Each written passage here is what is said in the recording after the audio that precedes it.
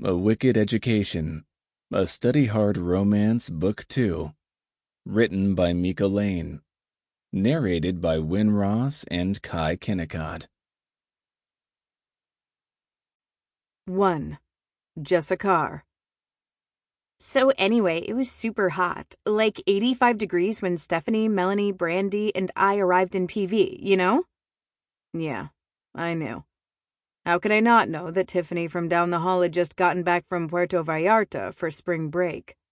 Or PV, as she called it. Like she was a regular there or something?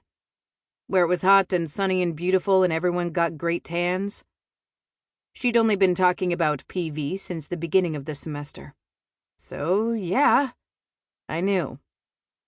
Her bubbly enthusiasm, as much as it chafed me, was a distraction of sorts from the hubbub swirling around our dorm. The hubbub that I was not part of. While it was always like this on return days, when people got back to school after a long break.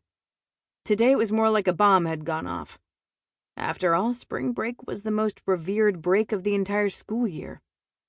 And after 2.5 years at Wilshire University, I'd been able to sort the return days into piles. The first and most chaotic was move-in day, which happened twice a year, once in late August and again in mid-January.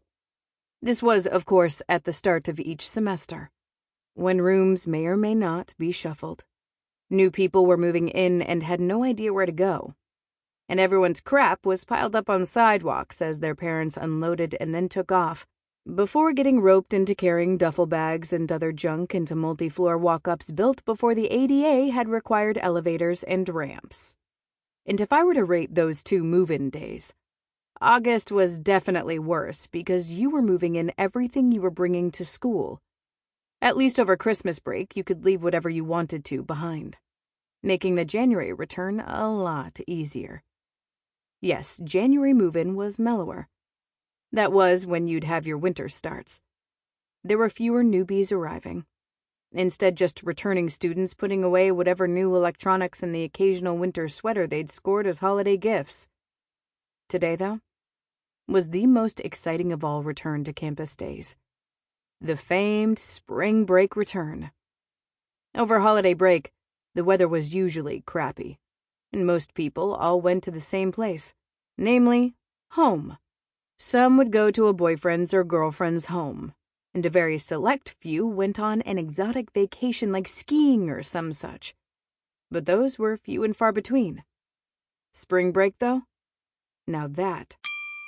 Sample complete. Ready to continue?